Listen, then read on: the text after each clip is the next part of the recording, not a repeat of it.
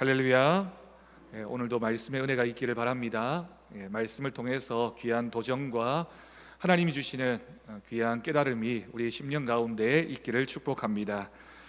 교회에서 제가 종종 목회를 하다 보면 교회에서 물건을 구입하거나 또는 어떤 공사를 하거나 교회에서 어떤 일들을 하고 나면 종종 그런 말씀들을 하십니다.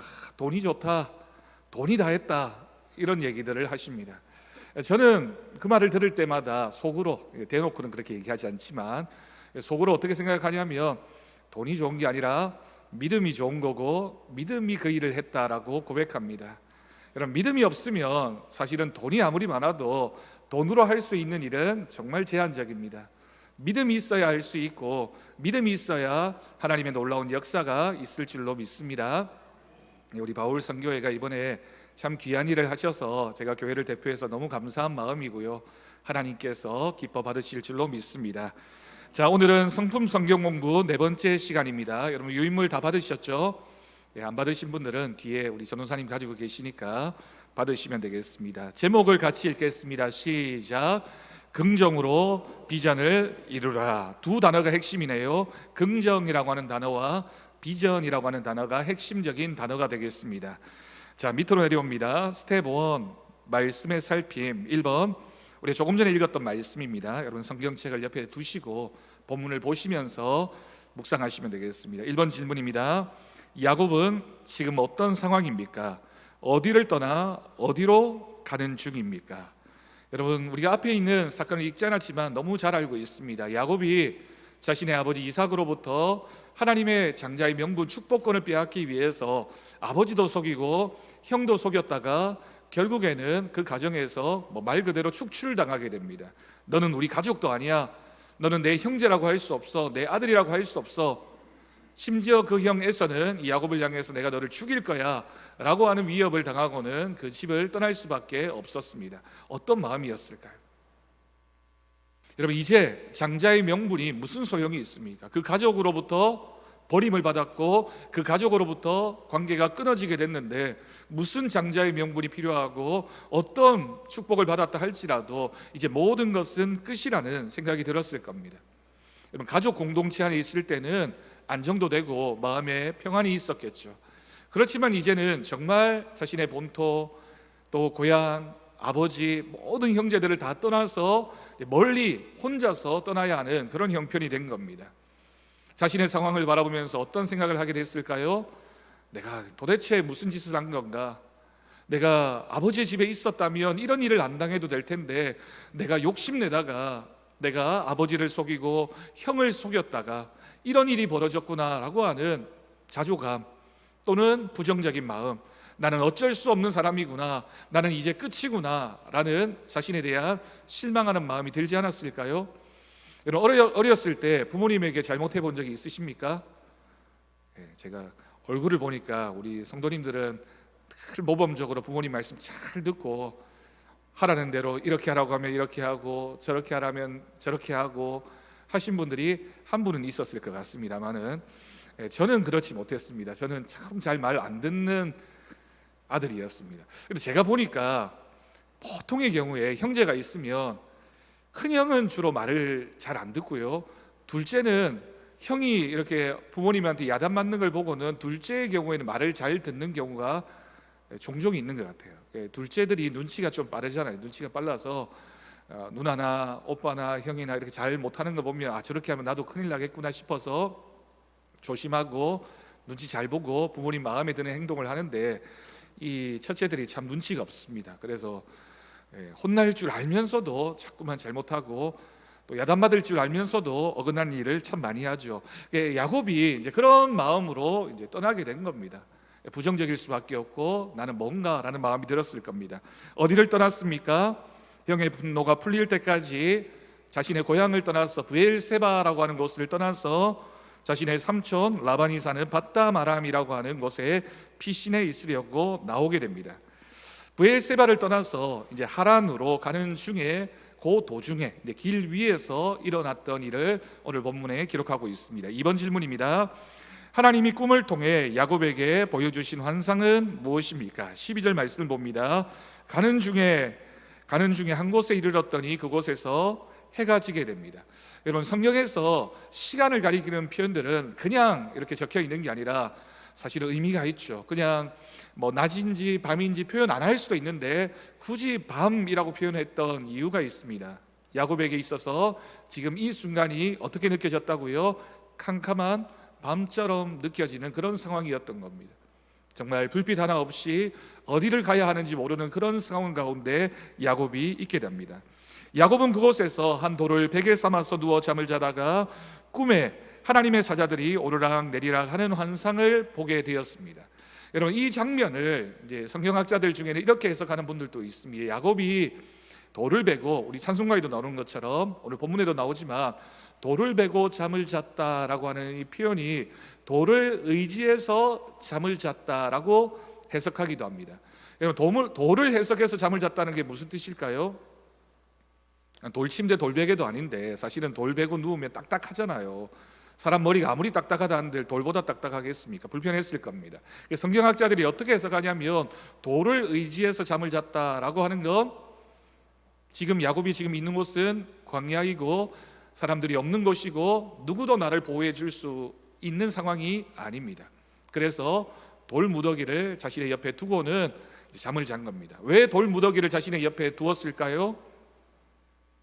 짐승으로부터, 나를 해하려고 하는 어떤 대상으로부터 나를 보호하기 위해서. 그래서 조금 이걸 문학적으로 표현하면 이 장면을 야곱이 돌을 움켜쥐고 잤다라고 표현하는 성경학자도 있습니다. 돌을 움켜쥐었다라고 하는 건 내 생명을 구하기 위해서 밤새도록 벌벌 떨면서 혹시라도 짐승이 나를 물어갈까봐, 나를 해칠까봐 두려워하면서 잠을 자고 있는 야곱의 지금 현실을 그렇게 표현하고 있다라고 하는 거죠. 얼마나 참담합니까? 부모님의 집에 있을 때는 편하게 발 뻗고 잠을 잘 수 있었는데 이제는 이 추운 곳에서, 광야에서 저녁이 되면 얼마나 기온이 떨어지는지 모릅니다. 그곳에서 돌을 움켜잡고 혹시라도 누가 나를 해칠까 봐 뜬 눈으로 밤을 지새고 있는 야곱의 모습이 적나라하게 오늘 본문에 표현되어져 있습니다. 3번 질문입니다. 하나님이 야곱에게 말씀하신 비전의 내용은 무엇입니까? 13절에서 15절까지를 보면요, 그때 야곱은 하나님의 음성을 듣게 됩니다.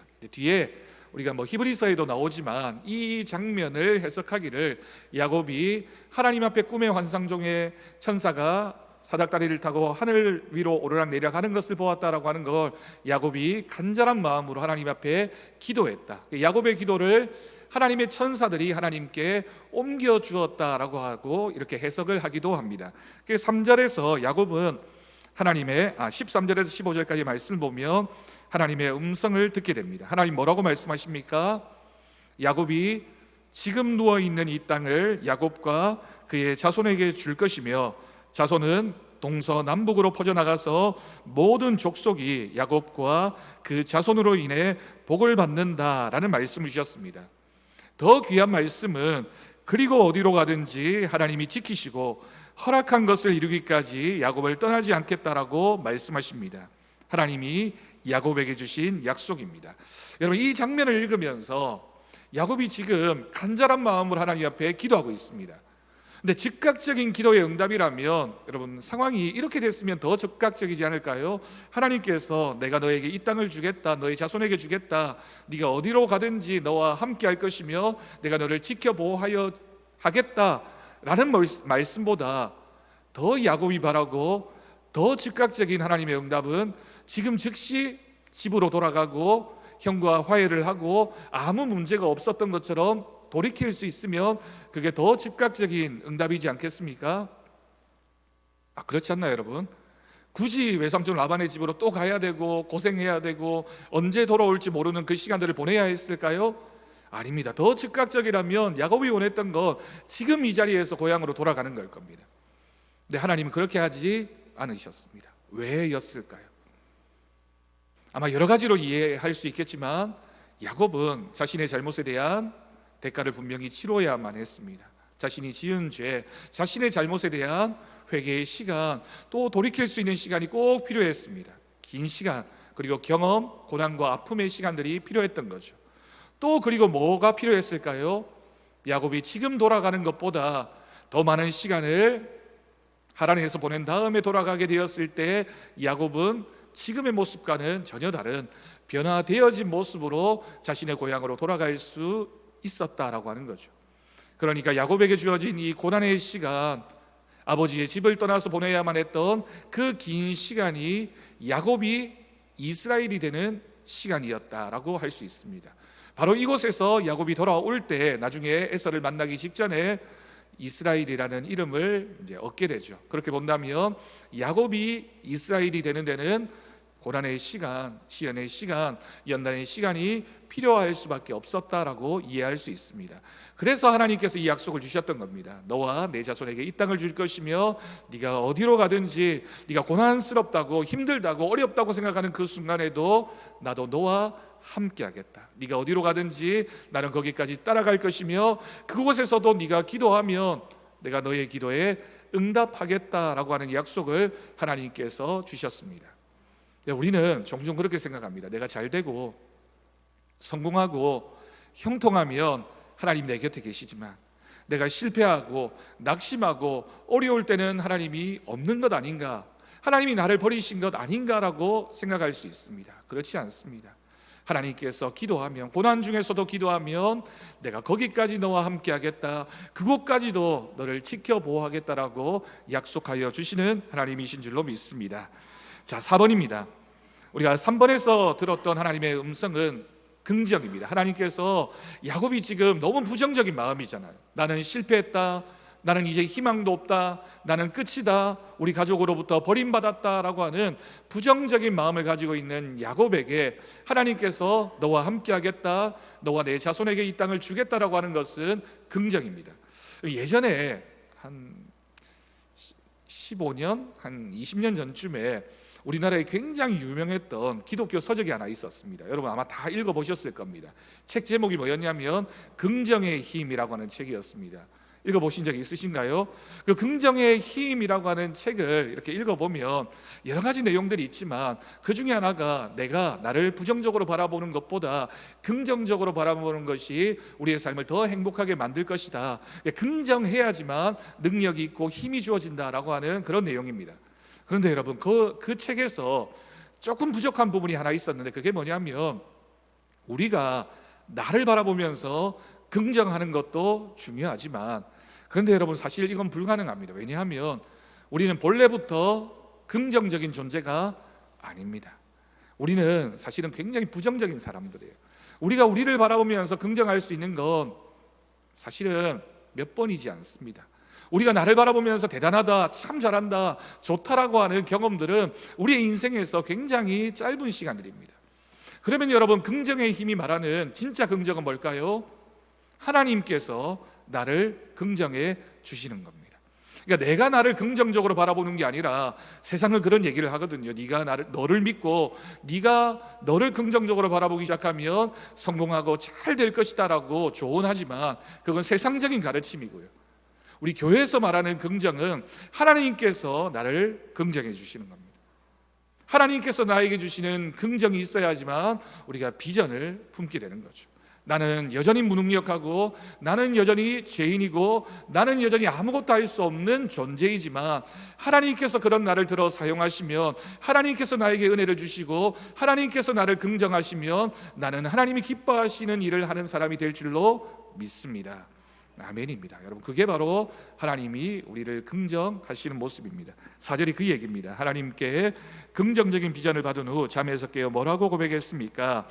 야곱은 하나님의 약속을 받은 후 잠에서 깨어 하나님의 살아계신 존재를 느끼게 됩니다. 여호와가 과연 여기 계시다라는 사실을 믿게 되고 또한 하나님을 두려워했습니다. 여러분 신앙적인 측면에서 본다면 많은 사람들이 하나님을 만나고 나면 하나님을 두려워하는 마음을 갖게 됩니다. 주님 나를 떠나십시오. 베드로가 그랬던 것처럼 베드로가 물고기 많이 잡아놓고는 주님 저는 죄인입니다, 나를 떠나십시오 라고 하는 것처럼 야곱도 비슷한 마음이었습니다. 그리고 야곱이 고백합니다. 이곳이여 이것은 다름 아닌 하나님의 집이요 이는 하늘의 문이로다 라고 말합니다. 하나님의 음성을 들으면 우리가 믿음으로 자기 고백을 반응해야 합니다. 그래야 진정으로 하나님을 만나게 되는 거죠. 여러분 그래서 우리가 신앙 고백이 참 중요합니다. 신앙 고백을 다른 말로 뭐라고 얘기하냐면 간증이라고 합니다. 내가 하나님을 만나고 하나님을 영접하고 하나님이 내 곁에 역사하고 계심을 믿으면 우리가 그걸 입술을 통해서 고백해야 됩니다. 그게 첫 번째는 기도이고요, 두 번째는 다른 사람에게 나에게 역사하신 하나님을 드러내는 것, 간증입니다. 기도와 간증은 우리의 신앙을 더 풍성하게 만듭니다. 내가 나에게 역사하시는 하나님의 은혜를 깨달았으면 가만히 두지 말고 가족들에게 또 주변 사람들에게 하나님이 나에게 이런 역사를 주셨다라고 간증해야 됩니다. 근데 조심해야 될 것은 간증은 자랑이 아닙니다. 내가 했다, 내가 뭘 해서 이런 일이 벌어졌다가 아니라 하나님께서 이렇게 역사하셨다라고 하는 것을 간증할 수 있는 우리들의 믿음이 되어야겠습니다. 자, 5번입니다. 야곱은 아침 일찍 일어나 무엇을 했습니까? 야곱은 아침 일찍 일어나 베개로 삼았던 돌을 가져다가 기둥을 세우고 그 위에 기름을 붓고 그곳 이름을 뭐라고 불렀습니까? 베델, 하나님의 집 베델이라고 불렀습니다. 하나님이 계신 구별된 곳으로 고백하며 그곳에서 하나님께 예배합니다. 하나님의 임재를 느끼는 그곳이 바로 하나님의 허락하신 성전이 됩니다. 그래서 야곱이 하나님 앞에 예배드렸던 이 베델이 이후에 성전이 되었다라고 하는 것이 그 사실을 우리에게 가르쳐 주는 거죠. 사람들이 여러분 참 신기해요. 제가 와룡산에 예전에 자주 갔었는데 와룡산 입구에 보면 뭐 와룡산만이 아니라 어느 산이나 할 것 없이 사람들은 돌만 보면 뭘 하는지 아십니까? 돌만 보면 거기다가 두고는 하나만 두면 섭섭한지 그 옆에 또 하나를 두고 또 하나를 두고 몇 개를 두다 보면 뒤에 오는 사람이 또 그거를 보고는 거기다가 또 놓고 또 놓고 또 놓고서 기어이 뭘 하나 이렇게 쌓아 놓아야지만 만족이 있는 것 같아요. 참 신기하죠, 사람이. 야곱이 하나님 앞에 예배했다라고 하는 건 이건 표시입니다. 표시. 내가 이곳에 하나님께서 여기에서 나에게 역사하셨다, 내가 이곳을 기억하겠다. 성경에 기록되어진 돌을 세웠다라고 하는 건 기억입니다.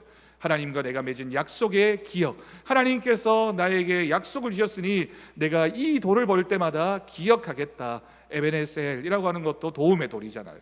그러니까 길갈에서 늘 돌을 세우고 이스라엘 백성은 어디를 가든지 하나님의 약속이 주어지게 되면 돌을 세운 다음에 그것을 내가 기념하고 기억하겠다라고 고백했습니다. 여러분, 그 장소가 오늘 우리에게는 어디입니까? 그곳이 바로 하나님 예배하는 이곳입니다. 우리가 예배당에 와서 또 예배의 자리에서 하나님이 주신 말씀을 듣고 내가 하나님 말씀을 기억하겠습니다, 기념하겠습니다라고 이곳에서 예배드리는 장소, 그곳이 바로 베델, 하나님의 집이 되는 은혜가 있을 줄로 믿습니다. 자, 6번입니다. 야곱이 하나님께 서원한 내용은 무엇입니까? 서원이 뭡니까? 하나님 앞에 약속하는 겁니다. 그냥 약속이 아니라 하나님 앞에 제물을 드리고 하나님 앞에 약속하는 거죠. 야곱은 하나님의 말씀에 대한 응답으로 소원의 기도를 드립니다. 하나님이 함께 하셔서 자신을 지켜주시고 평안하게 아버지 집으로 돌아오게 하시면 자신의 하나님으로 믿을 것이라고 말합니다. 그리고 하나님이 주신 것 중 10분의 1을 드리겠다고 합니다. 결국 야곱은 자기 말대로 무사히 집으로 돌아오게 되었습니다. 여러분, 소원의 핵심은 뭘까요? 우리가 하나님 앞에 약속했다 라고 하는 것의 선한 결과는 뭡니까? 그 약속을 우리가 반드시 지켜야 됩니다. 그러니까 우리가 하나님, 제가 이제 열심히 예배하겠습니다, 하나님 복음 전하는 삶을 살겠습니다 라고 하나님 앞에 우리가 기도하는 것도 소원이죠. 하나님 앞에 약속하는 겁니다. 제가 올 한 해는 꼭 성경 1도 가겠습니다. 여러분 약속하셨습니까? 3도 가겠습니다, 5도 가겠습니다, 하나님 올해가 가기 전에 꼭 한 영혼 구원하겠습니다, 전도하겠습니다, 제가 이번에는 교사로 봉사하겠습니다, 찬양대원으로 봉사하겠습니다. 하나님 앞에 약속하는 겁니다. 하나님이 기억하십니다. 내가 그 약속을 지키는지를 하나님이 보십니다. 야곱이 그 약속을 잊지 않았습니다. 기억했고 기념했습니다. 그래서 하나님 앞에 내가 10분의 1, 11조를 드리겠습니다 라고 하는 약속과 하나님이 나와 함께 하실 것입니다 라는 사실을 잊지 않았기 때문에 하나님께서 그 약속을 지켜주셨습니다. 야곱이 돌아왔고요, 야곱의 이름이 야곱에서 이스라엘로 바뀌게 되고 이스라엘의 12지파가 만들어지게 되고 그 12지파가 애굽으로 내려갔다가 큰 민족을 이루어서 탈출을 해서 가나안 땅으로 다시 돌아와서는 나라를 세우고 그 나라가 하나님이 기뻐하시는 제사장 나라가 되어서 그 이스라엘이라는 나라를 통하여 그냥 끝난 것이 아니라 온 열방이, 온 민족이 하나님 앞에 구원받는 놀라운 역사가 이루어진 줄로 믿습니다. 그 첫 출발이 바로 야곱이 하나님 앞에 약속했던 것을 지켰기 때문입니다. 한 사람이 신실하게 하나님 앞에 약속하고 지켰더니 하나님께서 놀라운 일들을 보여주셨습니다. 내가 우리 가정에서 순종하고 하나님과의 약속을 지키면 하나님께서 우리의 가정을 복되게 하여 주시고, 내가 이 교회 안에서 하나님 앞에 약속한 것을 지키면 하나님께서 그 한 사람을 통하여 이 교회를 통하여 역사하시는 은혜를 주실 줄로 믿습니다. 자, 스텝 2 말씀의 깨달음 1번입니다. 야곱은 형을 피해 도망가는 부정적인 상황, 오늘 본문에서는 한 단어로 표현했죠. 밤이라고 표현했습니다. 그러니까 정말 캄캄한 그때 하나님께 긍정적인 비전을 받게 됩니다. 언제 받았냐면요, 그 밤이 끝이 나고 야곱이 이른 아침에 잠에서 깨어나 하나님 앞에 그곳에 제단을 쌓았다. 그때가 언제입니까? 밤과 대조되어지는 아침입니다. 해가 뜨는 아침이 되었고 하나님께서 야곱에게 그 빛을 비추어 주셨던 겁니다. 그러니까 밤이라고 하는 시간은 환난과 시련과 고난의 시간이죠. 근데 참 신비로운 건 환난과 고통과 어려움의 시간이지만 그 밤에 야곱이 뭘 했다고요? 하나님 앞에 기도했습니다. 그러니까 시련이 그냥 시련으로 끝나는 것이 아니라 그 시련의 시간에 우리가 해야 할 일은 기도입니다. 기도하면 아침이 오게 되고 새벽이 오게 되고 그 새벽에는 하나님의 응답의 역사가 있게 될 것을 믿습니다. 야곱은 이때가 인생 최대 위기였죠. 가장 낮은 곳에서, 가장 절망적인 곳에서 하나님 앞에 기도할 수밖에 없었습니다. 불안과 걱정을 하는 채 집에서 도망가는 최악의 상황을 맞이했던 것입니다. 그러나 그 시간이, 그 순간이 부정적이지 않았던 것은 야곱이 하나님을 기억하고 기도했기 때문에 하나님을 인격적으로 만나게 되고 하나님의 약속을 받는 기회가 되었습니다.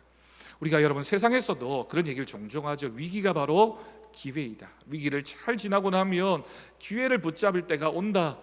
신앙도 마찬가지입니다. 우리의 믿음에서도 위기, 고난, 시련이라고 하는 것은 부정적이고 힘든 시간임에 틀림이 없지만 우리가 그때 기도의 줄을 붙잡고 놓치지 않으면 그 시간을 잘 지나고 나면 하나님이 주시는 약속과 하나님이 주신 비전이 이루어지는 그때가 오게 될 것을 믿습니다. 야곱에게는 부정적인 상황이었지만 결과적으로 본다면 이때 야곱의 인생이 전환되어지는 겁니다. 야곱이 이때 변화되어졌기 때문에 자신의 외삼촌 라반의 집에서 그 긴 시간을 잘 지난 다음에 집으로 돌아올 수 있었던 계기가 되어진 것이 바로 이때 하나님을 만났던 그의 신앙의 경험 때문입니다. 하나님을 만나면 고난도 뭐가 될까요? 고난이 축복이 됩니다. 하나님을 만나는 것이 중요하죠. 그러니까 여러분, 고난이 찾아왔을 때 와, 이제 하나님을 만날 때다라고 하는 그런 기대하는 마음을 가지고 기도해야 할 것입니다. 자, 2번 질문입니다. 하나님의 성품은 언제나 긍정적입니다. 하나님은 우리를 늘 그 얼굴을 향하여 드사 우리를 향하여 긍정하시는 분이십니다. 우리에게 하나님은 어떤 분입니까? 이런 하나님을 만난 우리는 어떻게 살아야 합니까? 우리가 하나님을 표현할 때 하나님의 이러한 성품, 하나님이 우리에게 항상 긍정적이다라고 하는 이 표현을 성경에서는 뭐라고 기록하고 있냐면 하나님은 모든 것이 합력하여 선을 이루시는 분이시다라고 고백합니다. 모든 것이 합력하여라고 할 때 이 모든 것에는 뭐가 있을까요?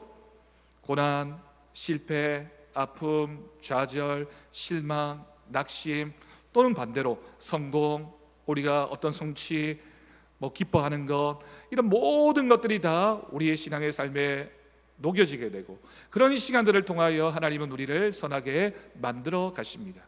그것이 바로 모든 것이 합력하여 선을 이루어 가시는 하나님이십니다.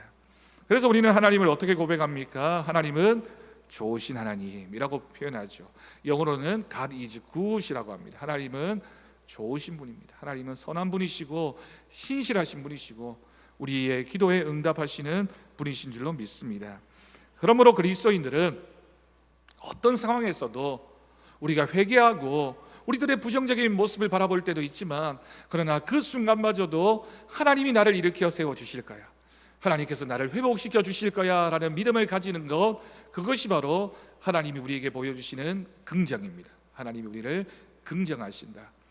우리 3주간 우리가 신뢰에 대해서, 그리스도인의 성품에 대해서 배우신 거 기억나시죠? 첫 번째, 하나님에 대한 신뢰. 두 번째, 나에 대한 신뢰. 세 번째, 이웃에 대한 신뢰. 벌써 까먹으셨습니까? 오네시모 얘기하면서 이웃을 우리가 신뢰하고 믿어줘야 된다 얘기 다 했잖아요. 오늘부터는 우리가 긍정에 대한 얘기를 하는데, 이 첫 번째 과에서는 하나님께서 나를 긍정하신다는 거예요. 우리가 우리를 바라보며 실망하고 낙심할 수밖에 없지만, 나는 이렇게 못생겼고, 나는 뭐 키도 작고, 나는 능력도 없고 공부도 못하고, 우리 젊은 친구들이 그런 생각 많이 하거든요. 다른 친구들은 좋은 직장에 취업해가지고 연봉이 얼마다 이런 얘기 들으면 실망하고 낙심하는 친구들이 얼마나 많은지 모릅니다. 그래서 여러분, 우리가 자랑도 이렇게 눈치 봐가면서 잘 해야 됩니다. 내가, 우리 자녀가 좋은 직장에 취업했다, 우리 집에 귀한 손녀가 태어났다, 손자가 태어났다, 자랑하고 싶죠. 이번에 뭐 어디 좋은 차를 샀다, 아파트로 이사를 갔다, 뭐 등등등등 해서 좋은 일이 있으면 얘기하고 싶지만, 그러나 그렇지 않은 사람들도 우리 주변에 많이 있습니다. 그런데 여러분, 우리가 정말 귀하게 생각해야 되는 것은 하나님이 나를 긍정해 주시는 것, 하나님이 나를 인정해 주시는 것을 젊을 때 알면 이제 목표를 향해서 달려갈 수 있는 거죠. 나이가 들면 사실은 실패에 대해서도 참 무덤해지는 것 같아요. 젊을 때는, 여러분 초등학교 때 그런 적 없으십니까? 초등학교 아이들 친구랑 이렇게 가위바위보 해서 지면 웁니다. 가위바위보 해서 지면 울어요. 막 그때부터 달리기 하다가 넘어져서, 지가 넘어졌지 누가 뭐 밀었나요? 지가 넘어져 놓고는 또 웁니다. 왜? 지는 게 너무 익숙하지 않거든. 지는 게 참 어려운 경험인데, 나이가 들게 되면 지는 게 이렇게 참 이렇게 당연해지죠. 우리가 많이 경험하니까. 열심히 노력해도 안 되는 일도 있고, 아니면 내 능력이 부족해서 안 되는 일도 있고, 또는 원래부터 내가 게을러서 안 되는 일도 있고, 뭐 이런 경험들을 하면서 내가 나에 대해서 체념을 하게 됩니다. 그러니까 자꾸만 부정적인 감정이 내 마음에 쌓이게 되면, 나를 바라보면서, 내 형편을 바라보면서 좋다, 뭐 긍정하고 이런 것보다는 부정적이게 되고, 나는 안 되고, 해보나만 하고, 뭐 굳이 해야 되나 라는 생각을 자꾸만 하게 되는 게 나이가 든다라고 하는 거죠. 그런데 하나님이 우리에게 뭐라고 말씀하십니까? 하나님이 여호수아에게도 말씀하셨지만 80세가 된 갈렙에게도 말씀하셨어요. 갈렙이 80세가 되어서 120세가 되어서도 동일하게 하나님 앞에 이 산지를 내게 달라고, 하나님이 긍정하시면 나는 할 수 있습니다라는 믿음의 고백으로 하나님 앞에 섰을 때 하나님께서 주시는 귀한 땅을 찾아 누릴 수가 있었습니다. 그러니까 여러분, 나를 바라보면서 나는 무릎도 아프고 허리도 아프고 목도 아프고 여기도 아프고 저기도 아프고, 그건 아픈 건 어쩔 수 없지만 나이가 들면 다 아프잖아요. 근데 하나님이 아픈 나를 사용하신다. 하나님이 내가 아프지만, 내 몸은 아프지만 내가 전도하는 그 마음을 귀하게 사용하신다. 내가 아무것도 할 수 없지만 그래도 하나님 앞에 기도할 수 있는 그 모습을 긍정하신다. 내가 아무것도 할 수 없는 것처럼 보여도 내 주위에 지나가는 저 사람에게 복음 전도 말 한마디 하는 것 하나님께서 긍정하신다라는 믿음으로 끝까지 하나님의 긍정을 믿는 우리 모두가 될 수 있기를 바랍니다. 자, 3번입니다. 어두운 야곱의 생애에 하나님이 나타나셔서 긍정적인 서광이 비치게 됩니다. 아침 햇살처럼 환한 빛이 비치게 되죠. 하나님의 비전을 받은 야곱의 모습은 이전 집에서 형을 속이는 일과 비교해 어떤 점에서 다릅니까? 집에 있을 때 야곱은 어머니 리브가와 합세하여 아버지를 속이고 형을 슬프게 했습니다. 이것은 하나님을 전적으로 신뢰하지 못해서 나온 인간적인 행동입니다. 여러분 생각해 보면, 야곱이 하나님의 뜻 가운데 있었기 때문에 하나님께서 야곱을 택정하신 것은 변함이 없는 사실입니다. 그런데 야곱은 인간적인 방법, 자신의 꾀, 자신의 어떤 노력으로 그것을 차지하려고 했던 겁니다. 야곱에게 원래부터 있었던 건데, 야곱은 그걸 내 것을 만들어야지만 내가 성공할 수 있고 내 욕심이 채워질 수 있다라고 생각했던 거죠. 그렇기 때문에 야곱은 어머니 리브가의 지배를 받으며 어머니의 품속을 벗어나지 못했습니다. 그런데 하나님께서는 야곱에게 그 어머니를 떠나게 만들어 버리셨습니다. 그러나 이것이 야곱에게는 더 좋은 기회가 되었습니다. 긍정적인 하나님을 만남으로 그의 인생이 새롭게 열린 것입니다. 어떤 상황에서도 하나님을 만나면 야곱에게 일어났던 그 일이 우리에게도 일어나는 은혜가 있을 줄로 믿습니다. 우리가 우리의 삶의 가장 부정적인 시간이 하나님의 은혜를 누릴 수 있는 시간이다. 우리의 인생이 지금 캄캄한 밤이라면 이 시간에 내가 기도하면 하나님께서 나에게 환한 서광, 새벽빛과 같은 놀라운 은혜를 주실 줄로 믿습니다. 스텝 3 말씀의 적용입니다. 1번, 인간의 상황을 돌아보면 부정적인 것이 많습니다. 우리는 지지리도 못난 사람들입니다. 그러나 하나님을 만나는 순간 모두 긍정적인 사람으로 변합니다. 예수님을 믿은 후 변화된 긍정적인 자신의 모습을 말해보세요. 2번, 예수님을 믿은 후에도 여전히 부정적인 모습이 있다면 그것은 무엇입니까? 그리고 그 이유는 무엇입니까? 우리가 답을 다 찾을 수 있습니다. 오늘 말씀을 우리가 다 믿음으로 고백하면 하나님께서 나를 긍정해 주셨구나 라는 믿음으로 살아가야 할 줄로 믿습니다. 3번 질문입니다. 비전을 가지면 어떤 사람이 된다고요? 긍정적인 사람이 될 수 있습니다. 당신에게 주신 하나님의 긍정의 비전은 무엇입니까? 당신 인생의 터닝 포인트와 같은 이 순간에 필요한 것은 무엇입니까? 하나님은 항상 지금 여기에서 우리에게 역사하시는 분이십니다. 그러니까 나중에가 아니라 지금 이 순간, 과거에 내가 어떤 사람이었는지가 중요한 것이 아니라 내가 지금 하나님 앞에 어떤 믿음으로 서 있는지를 결단할 수 있기를 바랍니다. 자, 밑에 네모 박스 안에 조지 뮬러에 대한 얘기가 있죠. 5만 번 기도에 응답받은 사람이면서 고아의 아버지였던 조지 뮬러는 청소년 시절 동네에서 불황자였습니다. 아버지의 돈을 훔치고 거짓말을 일삼고 친구와 어울려 유흥업소와 경찰서를 자기 집으로 들락거리다가 결국 교도소를 다녀오기도 했습니다. 그런 그가 동네 목사님의 긍정적인 말을 듣고 인생이 바뀌었습니다. 너는 안 돼, 이렇게 말씀하신 게 아니라 너는 글렀어 라고 말씀하신 게 아니라 어떻게 얘기하셨다고요? 조지, 나쁜 버릇을 하루아침에 고칠 수는 없지만 하나님은 한번 택한 자녀를 절대로 버리지 않으시네. 낙심하지 말고 노력하면 자네는 반드시 훌륭한 사람이 될 걸세. 이 한마디가 조지 밀러를 위대한 사람으로 만들었습니다.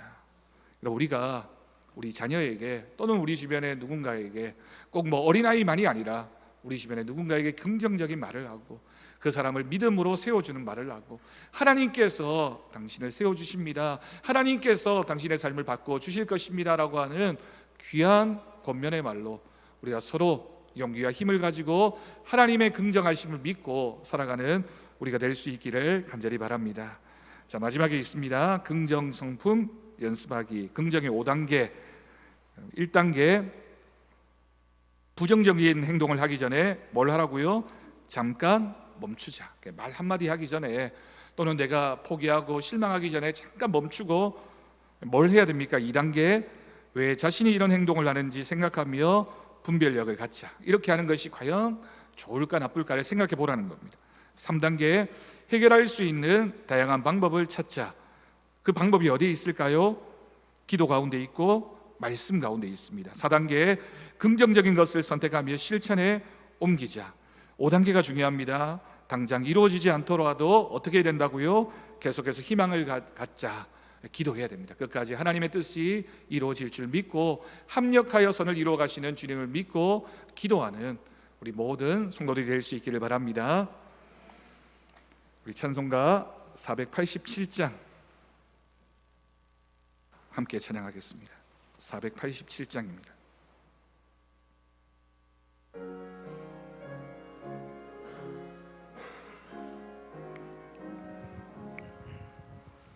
어둠 후에 빛이 오며 바람 분 후에 잔잔하고 소나기 후에 햇빛 나며 수고한 후에 쉼이 있네. 연약함 후에 강건하며 해통한 후에 위로받고 눈물 난 후에 웃음 있고 씨 뿌린 후에 추수하네. 괴로움 후에 평안 있고 슬퍼한 후에 기쁨 있고 멀어진 후에 가까우며 고독함 후에 친구 있네. 고생한 후에 기쁨 있고 십자가 후에 영광 있고 죽음 온 후에 영생하니 이러한 도가 진리로다. 우리 예배 후에 권사회 원래회 본당에서 있게 됩니다.